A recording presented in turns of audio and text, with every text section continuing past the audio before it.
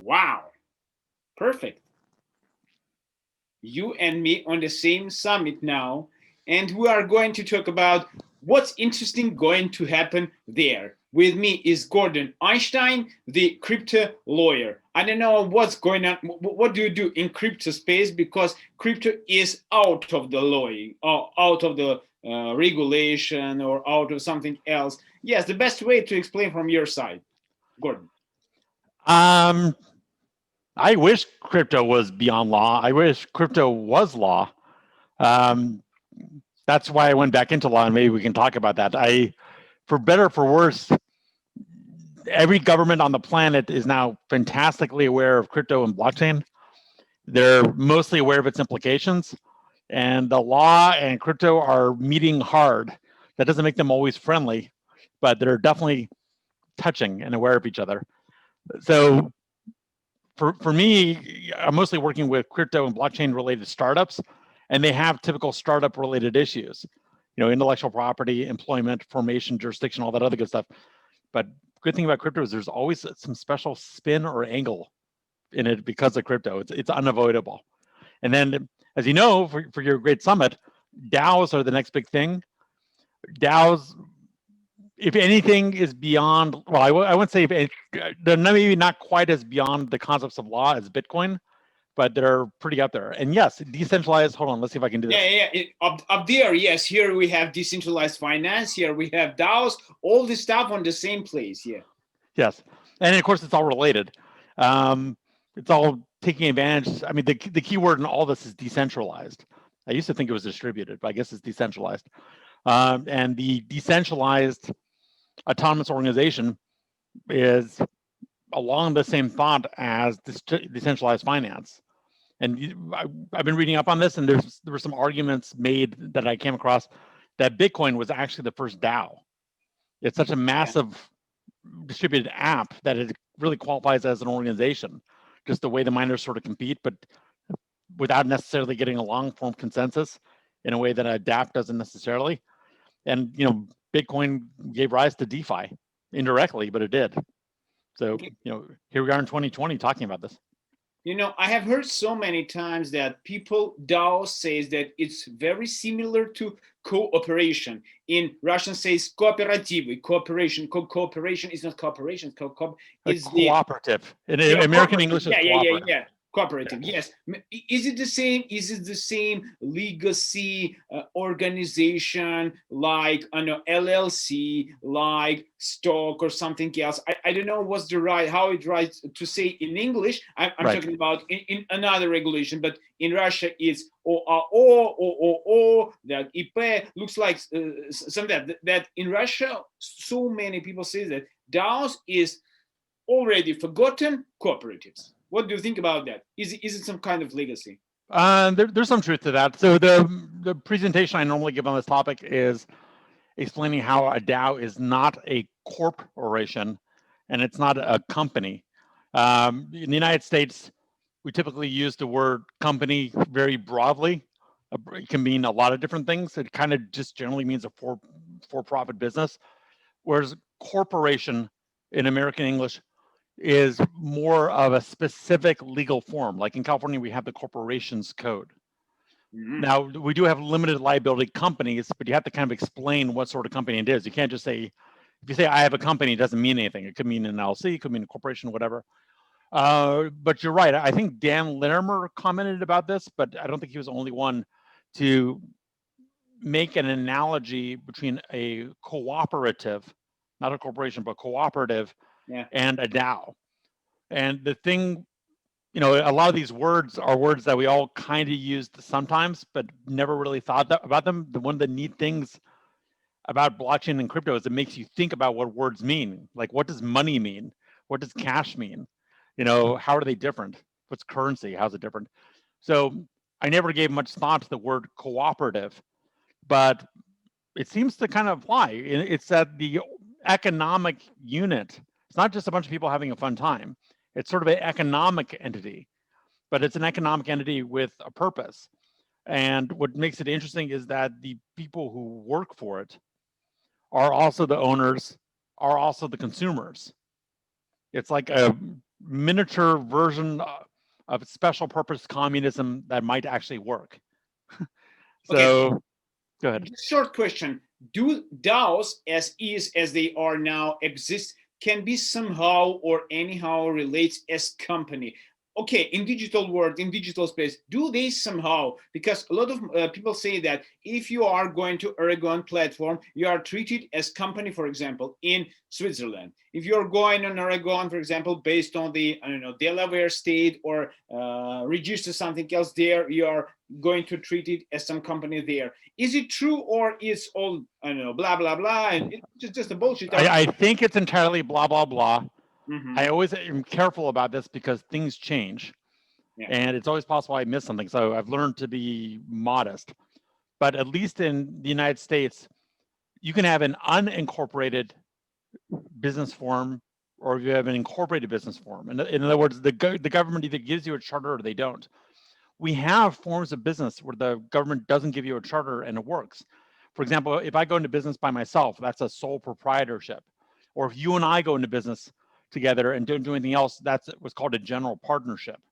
And when several people come together and do something, though maybe not necessarily for profit, we call that an association.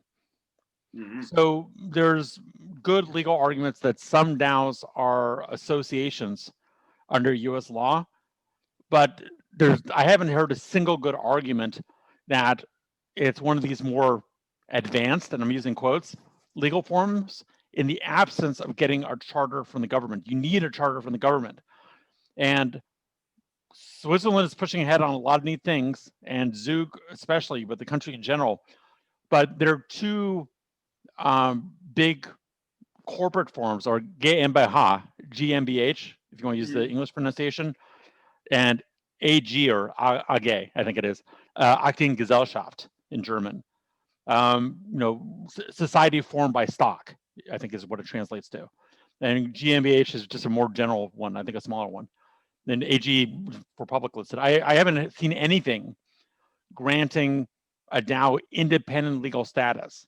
Now, a project I'm working on is creating a related nonprofit association, and we're pretty excited about that.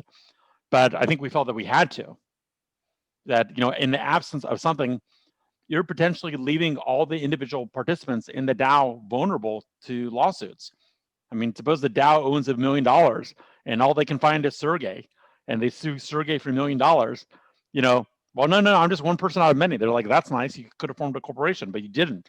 You chose to go do this. And you're like, that's not fair. And you're probably right. It's not fair. But that's what the law is right now.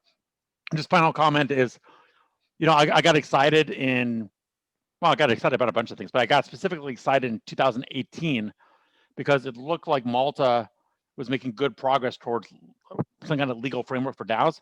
I Googled that recently just in preparation for some presentations I've been giving, and post 2018, I don't see progress. And I don't see progress in these other countries you're mentioning either. They're talking about it, but it's not there yet. Okay, yes. I agree with you. Let's jump to the decentralized finance. When we start this event, starting from preparation of this event, the decentralized finance is overhyped. The growth is for not every day, just every hour. And we see that capitalize of whole the market is over $11 billion.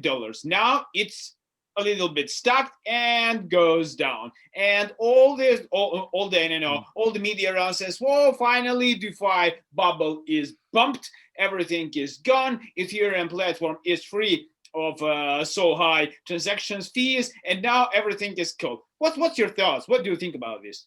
I mean, it reminds me of everyone saying that Bitcoin is dead. I have heard about it at least 10 times.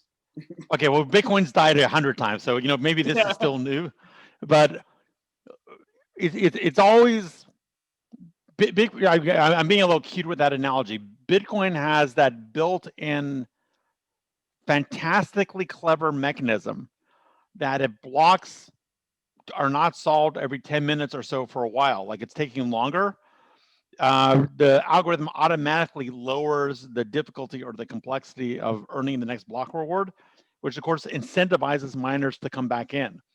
So anytime there's a theoretic loss of interest in Bitcoin indicated by the price going down, and some miners stop mining because they decide it's not worth it, well, the system's smart enough to self-adjust and make itself better. And so it keeps on bouncing back. So there's a good reason why Bitcoin isn't dead, but it's also designed to not be dead. DeFi doesn't have that kind of perfect pedigree. DeFi is just a name for a category. It's not a name for a specific thing. But the impulse behind DeFi is very similar to the impulse behind Bitcoin, at least from the Satoshi perspective, which is the desire to get rid of or minimize intermediaries, the desire for peer-to-peer type transactions that are handled efficiently, and the ability to do it in a no trust or low trust environment. Whether DeFi sticks around, whether these DeFi companies, I'm using the term loosely, stick around, I don't know. Who knows? I have no idea. But there's clearly a need to accomplish what DeFi is looking to accomplish.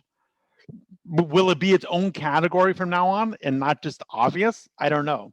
It may just be that DeFi is the way we're going to do things in the future. So why would you call it DeFi? It's like, DeFi might just be finance. This idea of decentralized finance might just become finance. I've had interesting discussions about people whether DeFi can aggregate enough capital to make intelligent loan decisions to start up companies, as opposed to just like, going to this or that crypto really quickly. But it's early. Who knows? I mean, we're still in the days of the pyramids, and this all started in 2008, pretty much, and for 12 years, it's interesting times. Actually, I'm curious. What do you think? What do you think about DeFi and its future? I don't think anything at this moment because I am going to prepare for this event. All my mind, yes, is on that stuff. But what I see, fair enough. All this world is going to be somehow decentralized. But what I see, these events really united people, and I want to be ensured that this unation or this some kind of unitement people is making something great and special over the globe. For make a lot of things which are gone centralized and make fold or make somehow scam or make fraud going to be somehow decentralized, not so much, and they have find that right consensus between decentralized world to make things much more better and much more, and I'd say happier. Well, I was about to say you're doing a great job. I mean, with your show, with the community you're building, with this summit, I was looking over the agenda, like to pull. It's, you were saying I'm on a lot. Whatever I'm doing, you're doing 100 times that by doing a multiple day nonstop graphics-based themed, speakers involved. It's just an insane amount of work. It's the same amount of centralized work. Maybe there's something that can be done about that.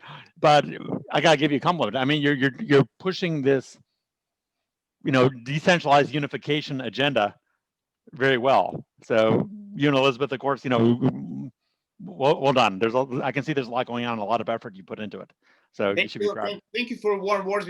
Inside of me, I see and I feel that evangelizing these technologies to the humanity, just people around me, their life be much more better than now. And yes. It can happen today, not tomorrow, not after tomorrow, just today. We have to see what's going on around. We have got that instruments and just use them. I think on this best word we can, yes, I'm waiting for you on this summit as well. We'll be back very soon. Gordon, my pleasure to have you, to see you every time. You're welcome on my events as well. See you guys and meet on this summit as well. See you there. Looking forward to it. Thank you.